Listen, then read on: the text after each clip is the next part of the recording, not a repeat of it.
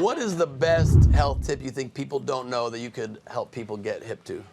I think today, I mean, like I've been doing this for a decade at this point. My first book came out in 2018, and I was working sort of behind the scenes in the field for many years prior to that.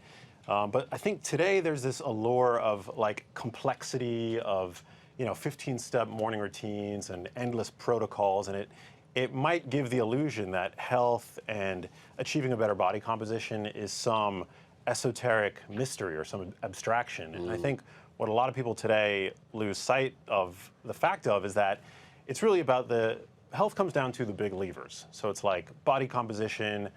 It's not about one single meal, one single food. Today, like in the era of social media, obviously the wellness world today has become the wild, wild west.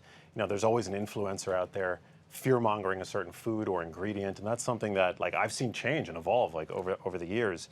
And that's something to me that's really frustrating. It drives people crazy. It creates orthorexic eating patterns. So I hate those because what is that? Yeah.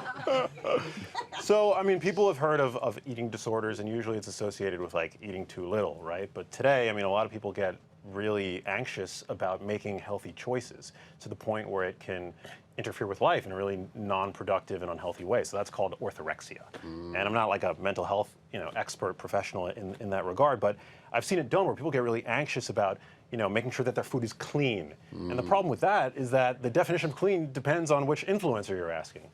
And so this is something that, It was like in the pandemic when we were washing the packaging. Yeah, the washing the packaging. Remember that stupidity? Yeah. Which I did for a while. Did you? Uh-huh. Yeah, hard times. That was a time. But you do eat clean. Like you and I had lunch once, and it was like at this very special clean food place, and we had like just chicken with like brown rice, and it was enjoyable. But like I could have had better and different. Yeah, I mean, sorry, Erewhon.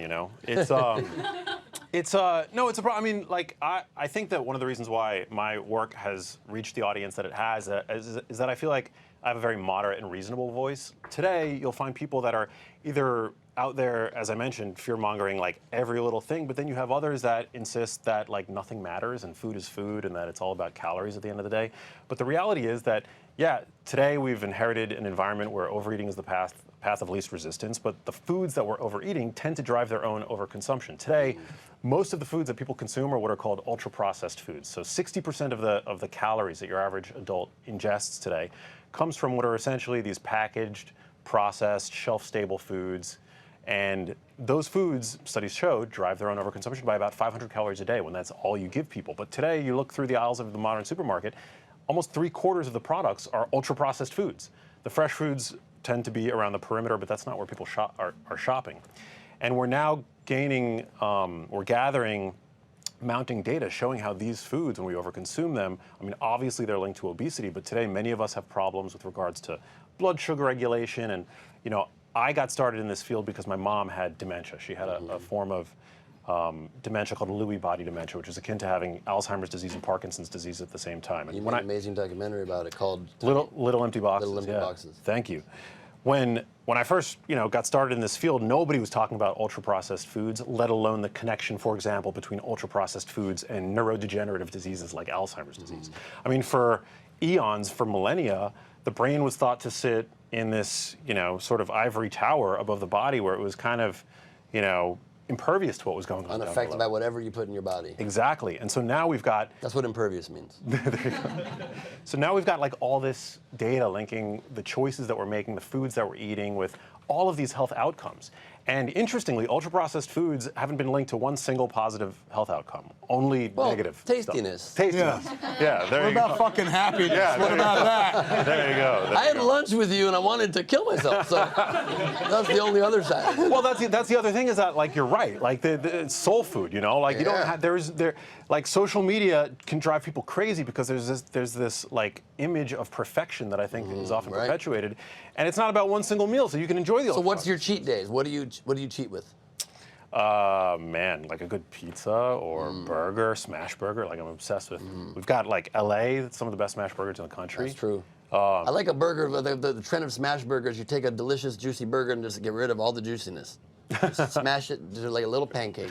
It is, yeah. I hate that all your cheat foods are my main sustenance. Are they? Well, but so Kevin, that's interesting because you had, you know. I was sitting here going like, I fucking don't eat processed. We make sloppy joes every day.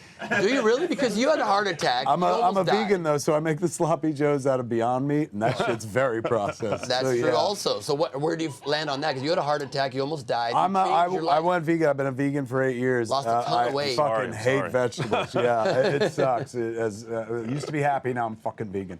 But it was very good for my health, and kind of easier to make the transition when I did than it would have been, say, 10 years prior to that, because there are so many like kind of aggregates on the other side, most of it being junk food. Like I love a Beyond Burger, I love an Impossible Burger.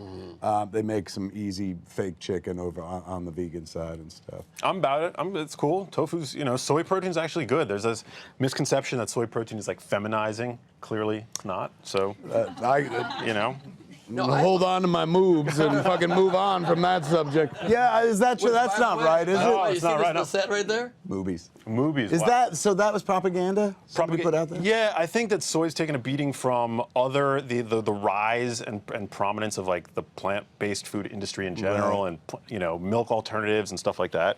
But in general, soy's like a pretty high quality protein. It's like among the highest, if not the highest, of plant proteins. And you can get healthy, like cheap meat too. I remember you did a video once where you got all the burger patties from McDonald's. Yeah, Ate them. I got a lot of shit for that. You said they were pretty good. Yeah, they're pretty good. Yeah, McDonald's, most people know, has an a la carte menu. You can just go and order burger patties. I was giving a talk at this university, and a student told me that that's what they do. They're on a keto diet. They go to McDonald's. They order 4 burger patties. It's like a pound of meat for $8. It's pretty good. It's pretty good eating if that's your thing. Also, if you're looking to get pounded, buy some meat for $8. Yeah. I've got tips.